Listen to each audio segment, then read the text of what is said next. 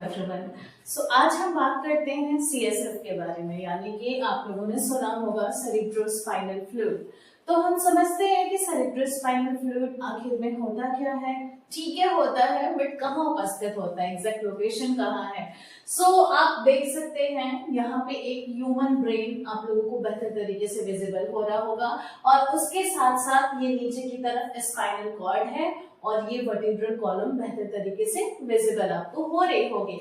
जो CSF fluid है, जिसको हम स्पेशली नाम देते हैं सेरिब्रोस्पाइनल फ्लूइड, ये एक ऐसा फ्लूइड है, यानी कि यहाँ पे ये समझना है सबसे पहली चीज तो इसको लिक्विड में काउंटिंग नहीं करनी है।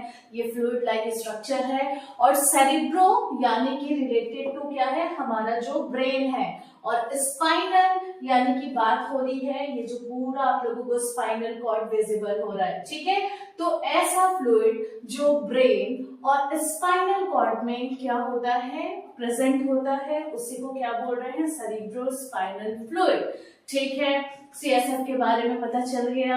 अब इसका इंपॉर्टेंट फंक्शन क्या है, तो सबसे पहली बात आप लोगों को याद रखना है, ब्रह्म आघातों से ये क्या करता है, बचा के रखता है हमारे ब्रेन को और उसके साथ साथ स्पाइनल कॉर्ड को। दूसरी बात करें अगर, तो ये एक नमी प्रदान करता है, यानी कि मॉइस्चर का काम करता है, कहाँ, हमारे पर्टिकुलर ब्रेन के लिए, और उसके साथ साथ ये जो स्पाइनल कॉर्ड है वहां भी। तीसरी बात, जैसे कि आपने पढ़ा, मॉइस्चर प्रदान कर रहा है, ब्रह्म आघातों से बचा रहा है, उसी प्रकार आप सभी को पता होगा हम लिविंग ह्यूमन बॉडी हैं, तो ऑब्वियसली हमें न्यूट्रिशन की जरूरत होती है, न्यूट्रिएंट्स की जरूरत होती है।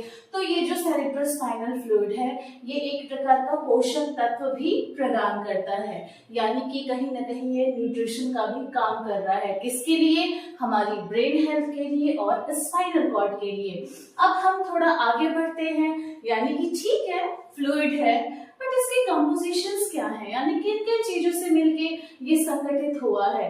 तो सबसे पहली चीज तो यहाँ पे वाटर के कंटेंट भी होते हैं, उसके साथ साथ ग्लूकोज होता है, मिनरल सॉल्ट होते हैं, और कुछ मात्रा में WBCs भी पाए जाते हैं। ठीक है, किसके बारे में बात की, ये जो फ्लूइड है जिसका नाम दिया गया सेरिब्रोस्पाइनल फ्लूइड। उसके बाद जैसे कि मैं एक छोटा सा एग्जांपल देती हूँ, आप लोगों ने कभी ना कभी देखा होगा सीएसएफ की एनालिसिस के लिए सीएसएफ को लिया जाता है, और एग्जैक्ट लोकेशन जैसे कि जो लंबर पंक्चर करके सीएसएफ की एनालिसिस की जाती है, उससे ये पता चलता है कि ब्रेन हेल्थ या स्पाइनल रीजन में किसी प्रकार की बैक्टीरियल या वायरल इन्फेक्शंस तो नहीं है। प्रॉपर एनालिसिस के लिए क्या किया जाता है, सीएसएफ के सैंपल्स लिए जाते हैं। ये एक इम्पॉर्टेंट पॉइंट था। उसी के साथ साथ अब हम बात करेंगे मेनिंजेस के बारे में। आई थिंक आप लोगों ने कभी ना कभी मेनिंजेस के बारे में सुना होगा, या फिर मेनिंजाइटिस जैसी कंडीशन सुनी होगी। तो सबसे पहली बात, मेनिंजाइटिस होती क्या है, ठीक है। अब आप देख सकते हैं मेनिंजेस के बारे में, यानी कि कहीं ना कहीं अगर आपने मेनिंजाइटिस की कंडीशन सुनी है, तो उससे पहले जो ब्रेन में मेनिंजेस होते हैं उसके बारे में भी आप लोगों को पता होना चाहिए। तो यहाँ पे अब आप देख सकते हैं प्रॉपर ह्यूमन ब्रेन है, उसी का एक छोटा सा कट सेक्शन यहाँ पे रिप्रेजेंट किया गया है, जिससे कि आप मेनिंजेस की जो लेयर्स हैं उसके बारे में समझ सके। सबसे पहली चीज तो जो मेनिंजेस है वो क्या होती है, तो एक प्रकार की मेम्ब्रेन है, ठीक है, यानी कि झिल्ली है, ठीक, और इसकी 3 लेयर्स क्या करती हैं, हमारे ब्रेन को कवर किए होती हैं, जिससे कि फर्दर इन्फेक्शंस हमारे ब्रेन तक यानी कि मस्तिष्क तक ना पहुंचे। तो इन 3 लेयर्स के बारे में थोड़ा ध्यान से देखिएगा।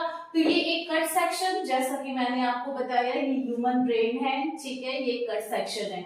ये वाला रीजन आप देख सकते हैं ब्रेन का है, ठीक है। तो हम बाहर से अंदर की तरफ चलते हैं।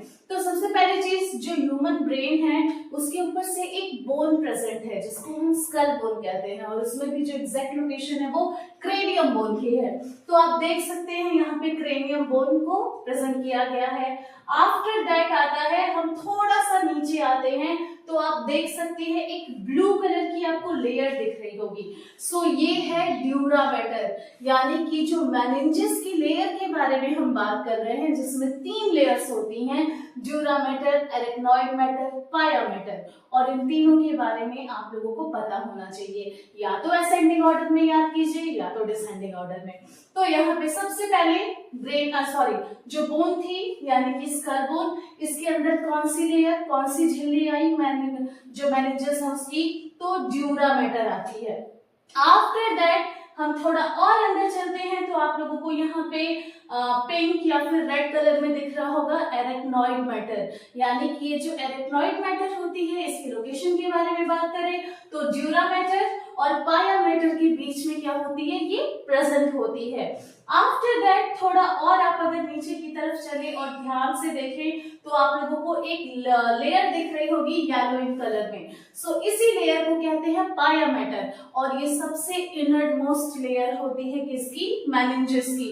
और अगर क्वेश्चन पूछ दे कि सबसे आउटर लेयर कौन सी होती है तो आप लोग यहाँ से आंसर कर सकते हैं dura mater. So dura mater, arachnoid matter and after that आता है पाया मैटर। ये 3 मेनिंजेस होती हैं, यानी कि एक मेम्ब्रेन है, एक झिल्ली है जो क्या करती है, हमारा जो मस्तिष्क है, ह्यूमन ब्रेन है, इसको प्रोटेक्ट करके रखती है।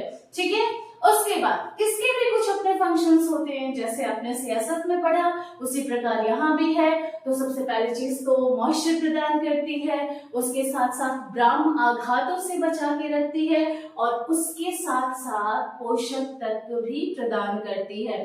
अब आप लोगों ने अगर मेनिंजाइटिस जैसी कंडीशन सुनी है तो वहां पे आप लोगों को पता चला होगा कि होता क्या है, ड्यू टू वायरल इन्फेक्शन और बैक्टीरियल इन्फेक्शन, इन्हीं जो लेयर्स है ना, जो झिल्लियां हैं, जो एक मेम्ब्रेन्स है, यही क्या हो जाती है, धीरे धीरे में इन्फेक्शन फैल जाता है, इन्फ्लेम्ड हो जाती है, और वही कंडीशन क्या कहलाती है, मेनिंजाइटिस कहलाती है। सो आज के लिए इतना ही, मिलते हैं नेक्स्ट लेक्चर में।